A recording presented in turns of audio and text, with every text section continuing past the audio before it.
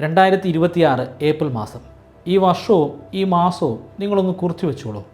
കാരണം ഇന്ത്യയുടെ ചരിത്രത്തിൽ സ്വർണ്ണ ലിപി കൊണ്ട് എഴുതപ്പെടാൻ പോകുന്ന വർഷവും മാസവുമാണ്. ഇതൊരു നാഴികക്കല്ലാണ്. ഇന്ത്യ സ്വന്തം സാങ്കേതിക വിദ്യകൾ ഉപയോഗിച്ചുകൊണ്ട് ഒരു അക്ഷയപാത്രം ഉണ്ടാക്കിയിരിക്കുന്നു. ഹിന്ദു മിത്തോളജിയിലാണ് അക്ഷയപാത്രത്തെക്കുറിച്ച് പറയുന്നത്. സൂര്യദേവൻ പാണ്ഡവരിൽ മൂത്താളായ യുധിഷ്ഠിരന് ഒരു മാജിക് ബൗൾ കൊടുത്തു. അതിൽ നിന്ന് നമുക്ക് എത്ര ഭക്ഷണം വേണമെങ്കിലും എടുക്കാം.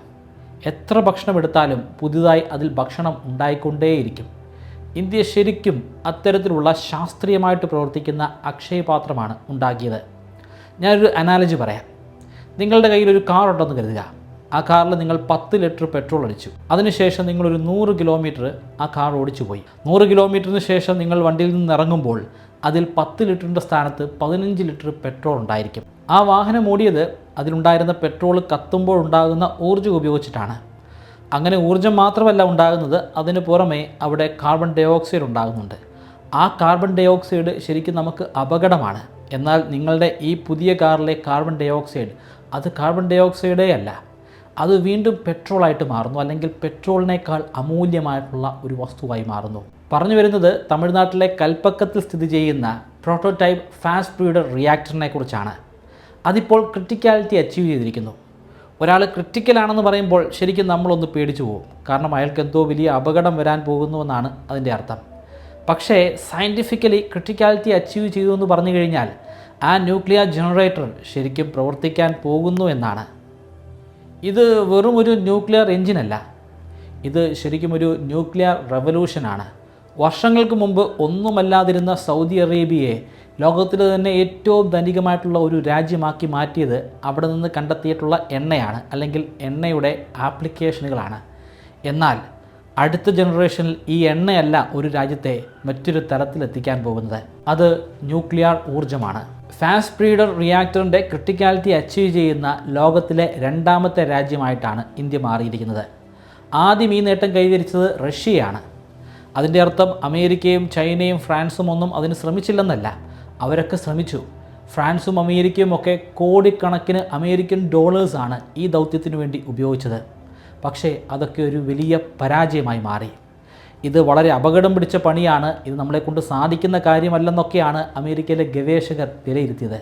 എന്നാൽ അതൊക്കെ തിരുത്തിക്കുറിച്ച് അവർ ചെലവഴിച്ച പണം വെച്ച് നോക്കുമ്പോൾ തീർത്തും നിസ്സാരമായിട്ടുള്ള പണം ഉപയോഗിച്ചിട്ടാണ് ഇന്ത്യൻ ഗവേഷകർ ഇതിപ്പോൾ യാഥാർത്ഥ്യമാക്കി മാറ്റിയത്. ഇത് ലോകത്തിൻ്റെ തന്നെ തലവര മാറ്റി എഴുതാൻ പോകുന്ന മഹത്തായ ഒരു അച്ചീവ്മെൻ്റാണ്. നിലവിൽ ഇന്ത്യ ഒരു വലിയ ശക്തിയാണെങ്കിലും ഒരുപാട് രാജ്യങ്ങൾക്ക് വിധേയനായിട്ടാണ് ഇന്ത്യ നിൽക്കുന്നത്. കാരണം നമുക്ക് വിദേശ രാജ്യങ്ങളിൽ നിന്ന് വലിയ അളവിൽ തന്നെ ക്രൂഡ് ഓയിൽ വേണം, കൂടാതെ യുറേനിയം വേണം. യുറേനിയം ഒരു കാലഘട്ടത്തിൽ ഒരു രാജ്യവും ഇന്ത്യക്ക് തരുന്നില്ലായിരുന്നു.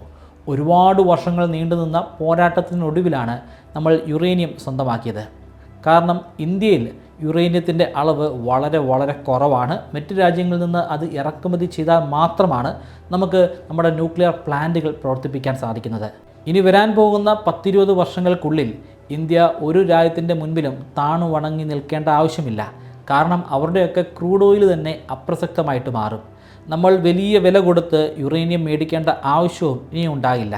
ഈ അക്ഷയപാത്രം എങ്ങനെയാണ് ശരിക്കും സയൻറ്റിഫിക്കലി പോസിബിൾ ആകുന്നതെന്ന് മനസ്സിലാക്കാൻ ഒരല്പം ശാസ്ത്രം നമുക്കൊന്ന് മനസ്സിലാക്കാം. ആറ്റത്തിൻ്റെ ശാസ്ത്രം, അല്ലെങ്കിൽ ന്യൂക്ലിയർ ഫിസിക്സ്. നമ്മൾ ഈ കാണുന്ന എല്ലാ വസ്തുക്കളും ഉണ്ടായിരിക്കുന്നത് ആറ്റങ്ങൾ കൊണ്ടാണ്. നിങ്ങൾ കണ്ടുകൊണ്ടിരിക്കുന്ന മൊബൈലാണെങ്കിലും നിങ്ങൾ ധരിച്ചുകൊണ്ടിരിക്കുന്ന വസ്ത്രമാണെങ്കിലും അതിൻ്റെയൊക്കെ വളരെ ഉള്ളിലോട്ട് പോകുമ്പോൾ നിങ്ങൾ ഒടുവിലെത്തിച്ചേരുന്നത് ആറ്റത്തിലായിരിക്കും. ആ ആറ്റത്തിൻ്റെ നടുക്കാണ് ന്യൂക്ലിയസ് ഉള്ളത്. ആ ന്യൂക്ലിയസിൽ പ്രോട്ടോണുമുണ്ട്, അതുപോലെ ന്യൂട്രോണുമുണ്ട്. ആ ന്യൂക്ലിയസിൽ ഒരുപാട് പ്രോട്ടോൺസ് ഉണ്ട്, അതുപോലെ ഒരുപാട് ന്യൂട്രോൺസുമുണ്ട്. ന്യൂട്രോൺസിന് ചാർജ് ഒന്നുമില്ല, പക്ഷേ പ്രോട്ടോൺസിനെല്ലാം പോസിറ്റീവ് ചാർജാണ്. അത്രയധികം പോസിറ്റീവ് ചാർജുകൾ എങ്ങനെയാണ് ഒന്നിച്ചു നിൽക്കുന്നത്? ബേസിക് സയൻസ് അനുസരിച്ച് ലൈക്ക് ചാർജുകൾ, അതായത് ഒരുപോലെയുള്ള ചാർജുകൾ റിപ്പൽ ചെയ്യും. ഓപ്പോസിറ്റ് ചാർജുകൾ, അതായത് പോസിറ്റീവ് നെഗറ്റീവ് ആണെങ്കിൽ അത് അട്രാക്റ്റ് ചെയ്യും. പക്ഷേ ന്യൂക്ലിയസിൻ്റെ മധ്യത്തിലിരിക്കുന്ന ഓരോ പ്രോട്ടോൺസിൻ്റെയും ചാർജ് പോസിറ്റീവാണ്, പക്ഷേ അതെല്ലാം ഒരുമിച്ച് ചേർന്നാണ് നിൽക്കുന്നത്. അതിൻ്റെ പിന്നിലുള്ള കാരണം സ്ട്രോങ് ന്യൂക്ലിയർ ഫോഴ്സാണ്. ഈ പ്രപഞ്ചത്തിൽ തന്നെ ഏറ്റവും ശക്തിയുള്ള ഊർജ്ജമാണ് സ്ട്രോങ് ന്യൂക്ലിയർ ഫോഴ്സ്. ആ സ്ട്രോങ് ന്യൂക്ലിയർ ഫോഴ്സിനെയാണ് നമ്മൾ സ്വന്തമാക്കാൻ പോകുന്നത്. പക്ഷേ എല്ലാ ആറ്റങ്ങളിൽ നിന്നും നമുക്കതിനെ സ്വന്തമാക്കാൻ സാധിക്കില്ല. പക്ഷേ ചില ആറ്റങ്ങൾ, പ്രത്യേകിച്ച് നല്ല വലിപ്പമുള്ള നല്ല ഭാരമുള്ള ആറ്റങ്ങൾ, ആ ആറ്റങ്ങളിൽ നിന്ന് നമുക്ക് ഈ ഊർജ്ജത്തെ നമ്മുടെ ആവശ്യങ്ങൾക്ക് വേണ്ടി ഉപയോഗിക്കാൻ സാധിക്കും. ആ പ്രക്രിയയ്ക്ക് പറയുന്ന പേരാണ് ന്യൂക്ലിയർ ഫിഷൻ. ഫ്യൂഷൻ അല്ല, ഫിഷൻ. ഫിഷൻ എന്ന് പറയുന്നത് തന്നെ വിഘടിപ്പിക്കുക അല്ലെങ്കിൽ മുറിച്ചു മാറ്റുക എന്നൊക്കെയാണ്.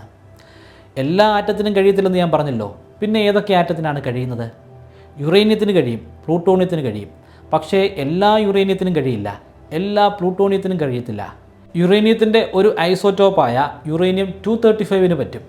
അതുപോലെ പ്ലൂട്ടോണിയത്തിൻ്റെ ഒരു ഐസോട്ടോപ്പായ പ്ലൂട്ടോണിയം 239 സാധിക്കും. നമ്മുടെ ഭൂമിയിൽ നാച്ചുറലി ഒരുപാട് യുറേനിയമുണ്ട്. പക്ഷേ അതിൽ 99% യുറേനിയവും നമുക്ക് ആവശ്യമില്ലാത്ത യുറേനിയം 238 ആണ്. വെറും 1% മാത്രമാണ് യുറേനിയം 235 ഉള്ളത്. യുറേനിയം 235 കൊണ്ട് മാത്രമാണ് നമുക്ക് ന്യൂക്ലിയർ ഊർജ്ജം ഉണ്ടാക്കാൻ സാധിക്കുന്നത്. നമ്മുടെ ഇന്ത്യയിൽ യുറേനിയം 235 വളരെ വളരെ കുറവാണ്. ലോകത്തിൽ ഏറ്റവും കുറച്ച് യുറേനിയം 235 ഉള്ള രാജ്യങ്ങളിൽ ഒന്നാണ് ഇന്ത്യ. പക്ഷേ യുറേനിയം 235 ഏറ്റവും കൂടുതൽ ആവശ്യമുള്ള ഒരു രാജ്യം കൂടിയാണ് നമ്മുടെ രാജ്യം. നമുക്ക് നാച്ചുറലി കിട്ടുന്ന യുറേനിയത്തിൽ ഈ 99% അടങ്ങിയിരിക്കുന്ന യുറേനിയം 238 ഉണ്ട്, 1% യുറേനിയം 235 ഉണ്ട്. നോർമലായിട്ടുള്ള ന്യൂക്ലിയർ റിയാക്ടറിൽ, ഞാൻ പറയുന്നത് നമ്മുടെ ഇപ്പോഴത്തെ ഫാസ്റ്റ് ബ്രീഡർ റിയാക്ടറിനെ കുറിച്ചല്ല, നോർമലായിട്ടുള്ള കൺവെൻഷണലായിട്ടുള്ള ന്യൂക്ലിയർ റിയാക്ടറിൽ നമ്മൾ ഈ യുറേനിയം ഉപയോഗിക്കുമ്പോൾ 99% അടങ്ങിയിരിക്കുന്ന ഉപയോഗശൂന്യമായ യുറേനിയം 238 ഒരു മാറ്റവുമില്ലാതെ യുറേനിയം 238 ആയിട്ട് തന്നെ നിലനിൽക്കും. ആ 1% വരുന്ന യുറേനിയം 235 ആണ് പിന്നീട് ഊർജ്ജമായിട്ട് മാറുന്നത്. ഈ യുറേനിയം 238, അതായത് അവശേഷിക്കുന്ന യുറേനിയം 238, അത് ന്യൂക്ലിയർ വേസ്റ്റ് ആണ്. അത് വലിയ രീതിയിലുള്ള ന്യൂക്ലിയർ റേഡിയേഷനെയാണ് ഉണ്ടാക്കുന്നത്. ഇതിനെ ഉപേക്ഷിക്കുക അല്ലെങ്കിൽ അതിനെ അപകടമൊന്നും ഇല്ലാത്ത രീതിയിൽ ഡിസ്പോസ് ചെയ്യുക എന്ന് പറയുന്നത് വളരെ അപകടം പിടിച്ച പണിയാണ്. അതിനൊരുപാട് പണവും ചിലവഴിക്കേണ്ടി വരും. ആർക്കും ഒരു പ്രയോജനവുമില്ലാത്ത നഷ്ടം മാത്രമുള്ള യുറേനിയം 238നെ നമുക്ക് പ്രയോജനമുള്ള മറ്റൊരു പദാർത്ഥമാക്കി മാറ്റാൻ സാധിക്കുകയാണെങ്കിലോ, അതുപയോഗിച്ചിട്ട് വലിയ അളവിലുള്ള ഊർജ്ജം നമുക്ക് ഉണ്ടാക്കാൻ സാധിക്കുകയാണെങ്കിലോ, അതും വളരെയധികം സുരക്ഷിതമായിട്ട്. അതാണ് ഫാസ്റ്റ് ബ്രീഡർ റിയാക്ടറുകളുടെ ദൗത്യം. ഫാസ്റ്റ് ബ്രീഡർ റിയാക്ടറിൻ്റെ ഉള്ളിൽ ഈ യുറേനിയം 238ന് ശരിക്കും എന്താണ് സംഭവിക്കുന്നത്? അതെന്താണ് സംഭവിക്കുന്നതെന്ന് മനസ്സിലാക്കുന്നതിന് മുൻപ് ശരിക്കുമുള്ള നോർമലായിട്ടുള്ള ന്യൂക്ലിയർ റിയാക്ടറിൽ യുറേനിയം 235ന്, അതായത് നമുക്ക് ഏറ്റവും പ്രയോജനമുള്ള പക്ഷേ 1% മാത്രം അളവിലുള്ള യുറേനിയം 235ന് എന്താണ് സംഭവിക്കുന്നതെന്ന് മനസ്സിലാക്കണം. യുറേനിയം 235ൻ്റെ മധ്യഭാഗത്തുള്ള ന്യൂക്ലിയസ് വളരെ വളരെ അൺസ്റ്റേബിളാണ്. അതിലേക്ക് ശക്തമായിട്ടുള്ളൊരു വേഗതയിൽ ഒരു ന്യൂട്രോണിനെ നമ്മൾ അയച്ചു കഴിഞ്ഞാൽ ആ ന്യൂട്രോൺ വന്ന് ഇടിക്കുന്ന സമയത്ത് അത് രണ്ടായി പിളർന്നു മാറും. ആ രണ്ടായി പിളർന്നു മാറുന്നതിൻ്റെ മാസ് കൂട്ടിക്കഴിഞ്ഞാൽ ആദ്യം ഉണ്ടായിരിക്കുന്നതിൻ്റെ അത്രയും മാസ് കാണില്ല. അതായത് മാസിൻ്റെ ഒരു നഷ്ടം സംഭവിച്ചിട്ടുണ്ട്. കൺസർവേഷൻ ഓഫ് മാസ് അനുസരിച്ച് അങ്ങനൊരു നഷ്ടം ഉണ്ടാകാൻ പാടില്ല. ശരിക്കും അവിടെ അങ്ങനൊരു നഷ്ടം ഉണ്ടാകുന്നില്ല. ആ നഷ്ടമായിട്ടുണ്ടെന്ന് പറയുന്ന മാസിന് തുല്യമായിട്ടുള്ള ഊർജ്ജം അവിടെ ഉൽപ്പാദിപ്പിക്കപ്പെട്ടിട്ടുണ്ട്. ആ ഊർജ്ജമാണ് നമ്മൾ ന്യൂക്ലിയർ എനർജിയായി ഹാർനസ് ചെയ്യുന്നത്. രണ്ടായിട്ട് ന്യൂക്ലിയസ് സ്പ്ലിറ്റ് ആകുന്ന കാര്യം ഞാൻ പറഞ്ഞല്ലോ. അങ്ങനെ രണ്ടായിട്ട് സ്പ്ലിറ്റ് ആകുന്ന സമയത്ത് ഈ ഊർജ്ജത്തിന് പുറമെ 3 ന്യൂട്രോണുകൾ കൂടി ഉണ്ടാകും. ഈ 3 ന്യൂട്രോണുകൾ അവിടെയുള്ള വേറെ യുറേനിയവുമായിട്ട് കൂട്ടിമുട്ടുന്നു. അങ്ങനെ കൂട്ടിമുട്ടുമ്പോൾ ഓരോ ന്യൂട്രോണുകളും വീണ്ടും അഡീഷണലായിട്ട് 3 ന്യൂട്രോണുകളെ ഉണ്ടാക്കിയെടുക്കും. അപ്പോൾ ഈ പുതുതായിട്ടുണ്ടായ 3 ന്യൂട്രോണുകൾ 3 × 3 9 ന്യൂട്രോണുകളെയാണ് ഉണ്ടാക്കിയെടുക്കുന്നത്. ഈ 9 ന്യൂട്രോണുകൾ വീണ്ടും കൂടുതൽ യുറേനിയത്തെ കൂട്ടിയിടിച്ച് വലിയ വലിയ അളവിൽ ന്യൂട്രോണുകൾ ഉണ്ടാകും. അത് വലിയൊരു സ്ഫോടനത്തിന് പോലും കാരണമാകും. ഈ ഒരു പ്രോസസ്സിനെയാണ് നമ്മൾ ചെയിൻ റിയാക്ഷൻ എന്ന് പറയുന്നത്. ആ ചെയിൻ റിയാക്ഷൻ അങ്ങനെ അനുവദിച്ചു കഴിഞ്ഞാൽ നമുക്കൊരു പ്രയോജനവുമില്ല. ഒരു പ്രയോജനവുമില്ലെന്ന് മാത്രമല്ല, വലിയ അപകടമായിരിക്കും ഉണ്ടാവാൻ പോകുന്നത്. അതൊഴിവാക്കാൻ വേണ്ടിയിട്ടാണ് നമ്മൾ കൺട്രോൾ റോഡുകൾ ഉപയോഗിക്കുന്നത്. സിൽവർ, ഇൻഡിയം, കാഡ്മിയം ഒക്കെയാണ് നമ്മൾ കൺട്രോൾ റോഡുകളായിട്ട് ഉപയോഗിക്കുന്നത്. ഇവയ്ക്ക് ന്യൂട്രോണുകളെ പിടിച്ചെടുക്കാനായിട്ട് പറ്റും. ന്യൂട്രോണുകളെ പിടിച്ചെടുത്തു കഴിഞ്ഞാൽ അവിടെ ഒരു ചെയിൻ റിയാക്ഷനും നടക്കത്തില്ലല്ലോ. പക്ഷേ എല്ലാ ന്യൂട്രോണുകളെയും പിടിച്ചിറക്കിയതുകൊണ്ട് ഒരു കാര്യവുമില്ല. ഒരു ന്യൂക്ലിയർ ഫിഷൻ നടക്കുമ്പോൾ 3 ന്യൂട്രോണുകളാണല്ലോ പുതുതായി ഉണ്ടായി വരുന്നത്. അതിലെ 2 എണ്ണത്തെ മാത്രം പിടിച്ചെടുത്താൽ മതി. ബാക്കിയുള്ള ഒരെണ്ണം അത് റിയാക്ഷൻ കണ്ടിന്യൂ ചെയ്തുകൊണ്ട് തന്നെ ഇരിക്കണം. എന്നാലേ നമുക്ക് ഊർജ്ജം ഉൽപ്പാദിപ്പിക്കാൻ സാധിക്കത്തുള്ളൂ. ന്യൂട്രോണിനെ ഇങ്ങനെ പിടിച്ചെടുക്കുന്നത് കൂടാതെ അവശേഷിക്കുന്ന ഒരു ന്യൂട്രോണിൻ്റെ വേഗത കൂടെ കുറയ്ക്കണം. അങ്ങനെ വേഗത കുറയ്ക്കാനായിട്ട് നമ്മൾ മോഡറേറ്ററിനെ ഉപയോഗിക്കും. ഹെവി വാട്ടർ, ഗ്രാഫൈറ്റ് ഒക്കെയാണ് നമ്മൾ മോഡറേറ്ററായിട്ട് ഉപയോഗിക്കുന്നത്. കൂടാതെ ഈ സമയങ്ങളിലൊക്കെ അതിശക്തമായിട്ടുള്ള ഒരു താപമായിരിക്കും ഉണ്ടാവുക. ആ താപത്തെ നമുക്ക് കുറയ്ക്കാൻ സാധിക്കണം. താപത്തെ കുറയ്ക്കാനായിട്ട് നമ്മൾ കൂളൻ്റ് ഉപയോഗിക്കുന്നുണ്ട്. മോൾട്ടേൺ സോഡിയമാണ് നമ്മൾ കൂളൻ്റായിട്ട് ഉപയോഗിക്കുന്നത്. ഫാസ്റ്റ് ബ്രീഡർ റിയാക്ടറിൽ നമ്മൾ യുറേനിയം 235 പകരം ഏറ്റവും കൂടുതൽ അളവിൽ ഭൂമിയിൽ ലഭിക്കുന്ന ഏറ്റവും ചീപ്പായിട്ടുള്ള യുറേനിയം 238 ആണ് ഉപയോഗിക്കുന്നതെന്ന് ഞാൻ പറഞ്ഞല്ലോ. അവിടെ നടക്കുന്ന പ്രോസസ്സ് ഇപ്പോൾ ഞാൻ പറഞ്ഞ പ്രോസസ്സ് പോലൊക്കെ തന്നെയാണ്. പക്ഷേ അവിടെ നമ്മൾ ന്യൂട്രോൺസിൻ്റെ വേഗത കുറയ്ക്കുന്നില്ല. അത് എത്ര വേഗതയിലാണോ ഉണ്ടാകുന്നത് ആ വേഗതയിൽ തന്നെ യുറേനിയത്തെ ഇടിക്കാൻ നമ്മൾ അനുവദിക്കുന്നു. അതിൻ്റെ ആദ്യ പ്രോസസ്സ് ഞാൻ പറയാം. യുറേനിയം 238 ആണല്ലോ ഉപയോഗിക്കുന്നത്. അതിലേക്ക് ഒരു ന്യൂട്രോണിനെ നമ്മൾ അയക്കുന്നു. ന്യൂട്രോൺ അതിൽ അതിശക്തമായ വേഗതയിൽ കൂട്ടിയിടിക്കും. അത് കൂട്ടിയിടിക്കുമ്പോൾ മുമ്പുണ്ടായിരുന്നതിനേക്കാൾ ഭാരം കുറഞ്ഞ യുറേനിയമായിട്ടത് മാറും. അങ്ങനെ യുറേനിയം 239 ഉണ്ടാകും. യുറേനിയം 239 ഒട്ടും തന്നെ സ്റ്റേബിളല്ല. അത് പെട്ടെന്ന് തന്നെ ഒരു ബീറ്റ റേഡിയേഷനെ വെളിയിലേക്ക് വിട്ടുകൊണ്ട് നെപ്റ്റ്യൂണിയം 239 ആയിട്ട് മാറും. നെപ്റ്റ്യൂണിയം 239 അത്ര സ്റ്റേബിളായിട്ടുള്ള ഒരു ആറ്റമല്ല. അതും ഒരു ബീറ്റ റേഡിയേഷനെ വെളിയിലേക്ക് അയച്ചുകൊണ്ട് പ്ലൂട്ടോണിയം 239 ആയിട്ട് മാറും. ഈ വീഡിയോയുടെ തുടക്കത്തിൽ ഞാൻ 2 ആറ്റങ്ങളെക്കുറിച്ച് പറഞ്ഞു. യുറേനിയം 235 കുറിച്ചും പ്ലൂട്ടോണിയം 239 കുറിച്ചും. രണ്ടും അമൂല്യമാണ്. ഇത് രണ്ടും ഉപയോഗിച്ചിട്ടാണ് നമ്മൾ വലിയ അളവിൽ ഊർജ്ജം ഉണ്ടാക്കുന്നത്. യുറേനിയം 235 എത്രമാത്രം കുറവാണെന്ന് ഞാൻ പറഞ്ഞിരുന്നു. അത് വെറും 1% മാത്രമാണ്. പ്ലൂട്ടോണിയത്തിൻ്റെ അവസ്ഥയും മറിച്ചല്ല. പ്ലൂട്ടോണിയം എന്ന് പറയുമ്പോൾ പ്ലൂട്ടോണിയം 239 എന്ന് തന്നെ നമ്മൾ പറയണം. ഇവിടെ ഇപ്പോൾ ബൈ പ്രോഡക്റ്റായിട്ട് ഉണ്ടായിരിക്കുന്നത് പ്ലൂട്ടോണിയം 239 ആണ്. ഫാസ്റ്റ് ബ്രീഡർ റിയാക്ടറിലൂടെ നമ്മൾ വലിയ അളവിൽ ഊർജ്ജം ഉണ്ടാക്കുന്നു. ആ ഊർജ്ജം ഉണ്ടാക്കുന്നതിനോടൊപ്പം തന്നെ അവിടെ വേസ്റ്റായിട്ട് മാറുന്നത് പ്ലൂട്ടോണിയം 239 ആണ്. ആ പ്ലൂട്ടോണിയം 239 വളരെ വളരെ അമൂല്യമായിട്ടുള്ള ഒരു പദാർത്ഥമാണ്. ഈ യുറേനിയം 239 ഉപയോഗിച്ചുകൊണ്ട് തോറിയത്തെ നമുക്ക് വലിയ അളവിൽ ഊർജ്ജമാക്കി മാറ്റിയെടുക്കാം. യുറേനിയം പോലെ തന്നെ അമൂല്യമായിട്ടുള്ള ഒരു പദാർത്ഥമാണ് തോറിയം. ലോകത്തിൻ്റെ മൊത്തം തോറിയത്തിൻ്റെ 25% ഡെപ്പോസിറ്റും ഇന്ത്യയിലുണ്ട്. ഇന്ത്യയിലെ തന്നെ ഒഡീഷ, കേരള തീരമേഖലകളിലാണ് ഏറ്റവും കൂടിയ അളവിൽ തോറിയമുള്ളത്. പക്ഷേ തോറിയം ന്യൂക്ലിയർ റിയാക്ടർ പ്രവർത്തിക്കണമെങ്കിൽ, അവിടെ നിന്ന് ഊർജ്ജം ഉൽപ്പാദിപ്പിക്കാൻ സാധിക്കണമെങ്കിൽ ഉറപ്പായിട്ടും നമുക്ക് പ്ലൂട്ടോണിയം 239 കൂടെ വേണം. ഇവിടെ ഇപ്പോൾ വേസ്റ്റായിട്ട് നമുക്ക് കിട്ടിയിരിക്കുന്നത് പ്ലൂട്ടോണിയം 239 ആണല്ലോ. ആ പ്ലൂട്ടോണിയം 239 ഉപയോഗിച്ചുകൊണ്ട് നമുക്ക് തോറിയം റിയാക്ടറുകൾ പ്രവർത്തിപ്പിക്കാൻ സാധിക്കും. ഒരു പെട്രോൾ എഞ്ചിനിൽ നമ്മൾ പെട്രോൾ ഇന്ധനമായിട്ട് ഉപയോഗിക്കുന്നു. ഒട്ടും തന്നെ ഉപയോഗമില്ലാത്ത ഒരു വേസ്റ്റായിട്ടുള്ള കാർബൺ ഡൈ ഓക്സൈഡ് ബൈ പ്രോഡക്റ്റായിട്ട് കിട്ടുന്നു. പക്ഷേ നമ്മൾ ഉപയോഗിക്കുന്ന ബ്രീഡ് റിയാക്ടറിൽ നമ്മൾ ഒട്ടും തന്നെ മൂല്യമില്ലാത്ത യുറേനിയം 238 ഉപയോഗിക്കുന്നു. നമുക്ക് ഔട്ടമായിട്ട് കിട്ടുന്നത് വളരെ അമൂല്യമായിട്ടുള്ള പ്ലൂട്ടോണിയം 239 ആണ്. ഫാസ്റ്റ് ബ്രീഡർ റിയാക്ടർ ഒരു മാജിക് ക്യാൻഡിൽ പോലാണ്. ഒരു മെഴുകുതിരി കത്തുമ്പോൾ നമുക്ക് വേസ്റ്റായിട്ട് കിട്ടുന്നത് ചാരവും പിന്നെ കുറേ പുകയും ഒക്കെയാണ്. പക്ഷേ ഈ മാജിക് ക്യാൻഡിൽ കത്തിത്തീരുമ്പോൾ അതിനേക്കാൾ അമൂല്യമായിട്ടുള്ള, ആ മെഴുകിനേക്കാൾ അമൂല്യമായിട്ടുള്ള പദാർത്ഥമാണ്. അതുപയോഗിച്ചിട്ട് മുമ്പുണ്ടായിരുന്ന മെഴുകുതിരിയേക്കാൾ ശോഭയുള്ള, കൂടുതൽ ഊർജ്ജം ഉൽപ്പാദിപ്പിക്കുന്ന മറ്റൊരു വലിയ ക്യാൻഡിൽ ഉണ്ടാക്കാൻ നമ്മളെ കൊണ്ട് സാധിക്കും. ഒരുപാട് വർഷം ലോകരാജ്യങ്ങൾ നമുക്ക് യുറേനിയം തരാതെ നമ്മളെ ഒറ്റപ്പെടുത്തിയിട്ടുണ്ട്. നമ്മുടെ മണ്ണിൽ യുറേനിയം ഇല്ല. വെളിയിലുള്ള രാജ്യങ്ങളിൽ നിന്ന് യുറേനിയം കിട്ടിയാൽ മാത്രമാണ് നമ്മുടെ ആവശ്യങ്ങൾക്ക് ഉപയോഗിക്കാൻ സാധിക്കുന്നത്. നമ്മുടെ ആദ്യത്തെ ന്യൂക്ലിയർ മിഷൻ അത് വലിയ ദൗത്യമായിരുന്നു. ആ ദൗത്യം കണ്ടപ്പോൾ ലോകരാജ്യങ്ങൾ ശരിക്കും ഞെട്ടിപ്പോയി. ഇത്രയും ദുർബലമാണ് അവർ കരുതിയിരുന്ന രാജ്യം ഇപ്പോൾ ലോകത്തെ അത്ഭുതപ്പെടുത്തുന്ന പല കാര്യങ്ങളും ചെയ്തുകൊണ്ടിരിക്കുന്നു. അവർക്ക് കൂടുതലായി യുറേനിയം കൊടുത്തു കഴിഞ്ഞാൽ ഒരുപക്ഷെ നമ്മളെക്കാൾ വലിയ ശക്തിയായിട്ട് മാറാനുള്ള സാധ്യതയുണ്ട്. ഈ സാധ്യത മുൻകൂട്ടി കണ്ടിട്ടാണ് ഒരുപാട് വർഷം അവർ ഇന്ത്യയെ ഒറ്റപ്പെടുത്തിയത്. പക്ഷേ ഹോമി ജെ ബാബയുടെ നേതൃത്വത്തിൽ നമ്മൾ മറ്റൊരു പദ്ധതിയുമായി മുന്നോട്ട് പോവുകയായിരുന്നു. ഒരു 3 സ്റ്റേജ് പദ്ധതി. അതിൻ്റെ ആദ്യത്തെ സ്റ്റേജ് വളരെ സിമ്പിളാണ്. നമുക്ക് അവൈലബിൾ ആയിട്ടുള്ള യുറേനിയം ഉപയോഗിച്ചിട്ട് ഊർജ്ജം ഉണ്ടാക്കുക.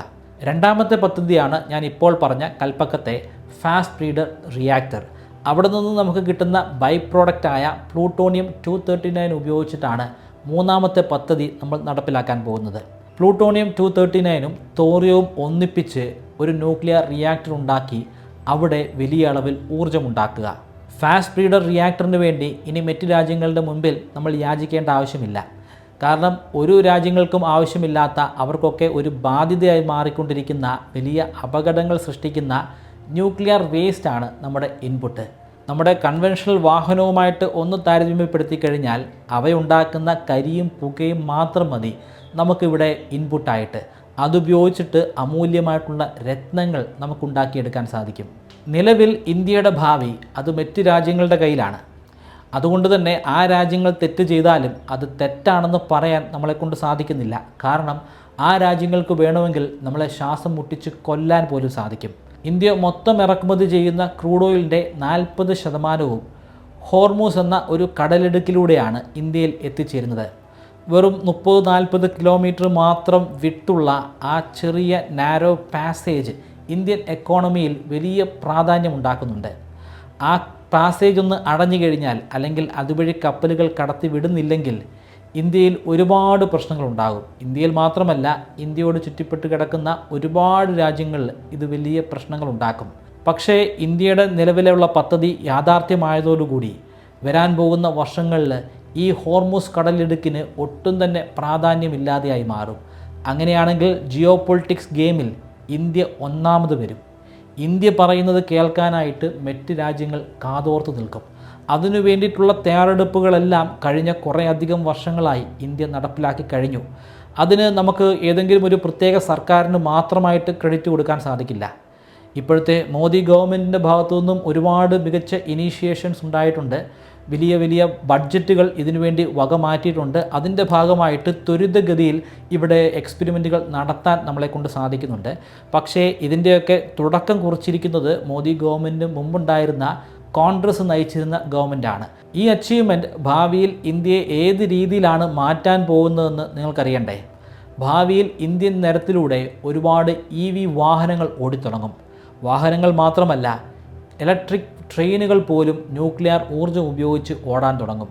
വളരെ വളരെ തുച്ഛമായ ചെലവിലുള്ള ന്യൂക്ലിയർ ഊർജ്ജം ഉപയോഗിച്ചിട്ടായിരിക്കും ഇവയൊക്കെ ഓടുന്നത്. പക്ഷേ നമ്മുടെ വലിയ വലിയ ലോറികൾക്കും അതുപോലെ കണ്ടെയ്നർ ട്രക്കുകൾക്കൊന്നും ഈ ഊർജ്ജത്തിൽ ഓടാൻ സാധിക്കില്ല. അതിൻ്റെ പ്രധാനപ്പെട്ട പ്രശ്നമെന്ന് പറയുന്നത് ബാറ്ററിയാണ്. അത്രയും ഭാരമുള്ള വാഹനങ്ങളെ ഓടിക്കാൻ കെൽപ്പുള്ള ബാറ്ററികൾ നമ്മുടെ പക്കലില്ല. അങ്ങനെ ബാറ്ററി ഉണ്ടാക്കിയാൽ തന്നെ അതിൻ്റെ വില ലക്ഷക്കണക്കിനല്ല, ഒരുപക്ഷെ കോടിക്കണക്കിനായിരിക്കും. അതുകൊണ്ട് തന്നെ ഇലക്ട്രിക് ട്രക്കുകളെക്കുറിച്ചൊന്നും നമ്മൾ കാര്യമായിട്ട് ചിന്തിക്കേണ്ട. പക്ഷേ നമ്മുടെ പക്കൽ വേറെയും സൊല്യൂഷനുണ്ട്. ഇതേ ന്യൂക്ലിയർ പ്ലാന്റിൽ തന്നെ ഉണ്ടാക്കിയെടുക്കുന്ന ഊർജ്ജം ഉപയോഗിച്ചിട്ട്, അതിൻ്റെ താപം ഉപയോഗിച്ചിട്ട് നമുക്ക് വെള്ളത്തിൽ നിന്നും ഹൈഡ്രജനെ വേർതിരിച്ചെടുക്കാൻ സാധിക്കും. ആ ഹൈഡ്രജൻ ഉപയോഗിച്ചുകൊണ്ട് നമുക്ക് ട്രക്കുകൾ ഉണ്ടാക്കിയെടുക്കാനും സാധിക്കും. അതുമായി ബന്ധപ്പെട്ടിട്ടുള്ള പ്രൊജക്റ്റുകളും പാരലലി നടന്നുകൊണ്ടിരിക്കുകയാണ്. നിലവിൽ ഓരോ വർഷവും ക്രൂഡ് ഓയിലും യുറേനിയവും ഇറക്കുമതി ചെയ്യാൻ ഇന്ത്യ കോടിക്കണക്കിന് അമേരിക്കൻ ഡോളേഴ്സാണ് ചെലവഴിച്ചുകൊണ്ടിരിക്കുന്നത്. പക്ഷേ കുറച്ച് വർഷങ്ങൾ കൂടി കഴിഞ്ഞാൽ ഇന്ത്യക്ക് അത്തരത്തിൽ പണമൊന്നും ഉപയോഗിക്കേണ്ടി വരില്ല. അങ്ങനെയാണെങ്കിൽ ആ കോടിക്കണക്കിന് അമേരിക്കൻ ഡോളേഴ്സ് ഇന്ത്യയിലെ പല ആവശ്യങ്ങൾക്ക് വേണ്ടി നമുക്ക് ഉപയോഗിക്കാൻ സാധിക്കും. മികച്ച സ്കൂളുകൾ ഉണ്ടാക്കിയെടുക്കുന്നതിലും മികച്ച കോളേജുകൾ ഉണ്ടാക്കിയെടുക്കുന്നതിലും ഇപ്പോഴുള്ള ഹോസ്പിറ്റലുകളുടെ ഇൻഫ്രാസ്ട്രക്ചർ സൗകര്യങ്ങൾ വികസിപ്പിച്ചെടുക്കുന്നതിലുമൊക്കെ നമുക്ക് ഉപയോഗിക്കാം. ഇപ്പോൾ പലർക്കും കിട്ടിക്കൊണ്ടിരിക്കുന്ന ക്ഷേമ പെൻഷനൊക്കെ വലിയ അളവിൽ വർദ്ധിപ്പിക്കാൻ വേണ്ടി ഇതിനുപയോഗിക്കാം. ആളുകൾക്ക് നേരിട്ട് പ്രയോജനം കിട്ടുന്ന ഇൻഫ്രാസ്ട്രക്ചർ സൗകര്യത്തിലേക്ക് പണം ഇങ്ങനെ പമ്പ് ചെയ്യുന്ന ആ സമയം പാരലലി ഇന്ത്യ ഡെവലപ്പ് ചെയ്തുകൊണ്ടിരിക്കുകയായിരിക്കും. 2047 ആകുന്നതോടുകൂടി ഇന്ത്യയിലെ കൽപ്പക്കം പ്ലാന്റിൽ നിന്ന് ഉൽപ്പാദിപ്പിക്കുന്ന വൈദ്യുതി ഊർജ്ജം 100 ജിഗാവാട്ട്സ് എത്തിയിട്ടുണ്ടായിരിക്കും. ആ ഊർജ്ജം മാത്രം മതി ഇന്ത്യയിലെ 10-15ഓളം വരുന്ന പടുകൂറ്റൻ സിറ്റികളിലെ സകല വൈദ്യുത ആവശ്യങ്ങളും നടപ്പിലാക്കാൻ. ഇന്ത്യയുടേതിന് സമാനമായ ഒരു പദ്ധതി അമേരിക്കയ്ക്കുമുണ്ടായിരുന്നു. അതിനുവേണ്ടി 50 ബില്യൺ അമേരിക്കൻ ഡോളേഴ്സാണ് അവർ ചെലവഴിച്ചത്. പക്ഷേ അതൊരു വലിയ പരാജയമായി മാറി. ആ തുക വെച്ച് നോക്കുമ്പോൾ തീർത്തും നിസാരമായ ഒരു തുക ഉപയോഗിച്ചിട്ടാണ് ഇന്ത്യൻ ഗവേഷകരും എൻജിനീയേഴ്സും ഡോക്ടർ അജിത് കുമാർ മോഹന്തിയുടെ നേതൃത്വത്തിൽ ഈ വിജയം നേടിയെടുത്തത്. നിങ്ങൾക്ക് ഞാനൊരു 25 മെമ്മറി ട്രിക്കുകൾ പറഞ്ഞുതരാം. ആ മെമ്മറി ട്രിക്കുകൾ ഉപയോഗിച്ച് എത്ര കടുകട്ടിയായിട്ടുള്ള വിഷയങ്ങളും വളരെ ഈസി ആയിട്ട് പഠിക്കാനും ദീർഘനാളത്തേക്ക് നിങ്ങളുടെ ഓർമ്മശക്തിയിൽ സൂക്ഷിച്ചു വയ്ക്കാനും സാധിക്കും. ഈ 25 മെമ്മറി ട്രിക്കുകൾ ഒരു കോഴ്സിൻ്റെ രൂപത്തിൽ ബ്രൈറ്റ് കെയർലൈറ്റിൻ്റെ വെബ്സൈറ്റിലും അതുപോലെ മൊബൈൽ ആപ്ലിക്കേഷനിലും ഇപ്പോൾ ലഭ്യമാണ്. 3000 രൂപയാണ് ഈ കോഴ്സിൻ്റെ റേറ്റ്. എന്നാൽ നിങ്ങൾ ഇപ്പോൾ രജിസ്റ്റർ ചെയ്യുകയാണെങ്കിൽ 20% ഡിസ്കൗണ്ട് ലഭിക്കുന്നതാണ്. അതിനുവേണ്ടി സ്ക്രീനിൽ കാണുന്നത് പോലെ MBK20 എന്ന പ്രോമോ കോഡ് ഉപയോഗിക്കുക. ഡിസ്ക്രിപ്ഷനിലും ഫസ്റ്റ് കമൻറ്റിലും ഞാൻ ലിങ്ക് കൊടുക്കുന്നുണ്ട്. താല്പര്യമുള്ളവർ ഇപ്പോൾ തന്നെ രജിസ്റ്റർ ചെയ്യുക.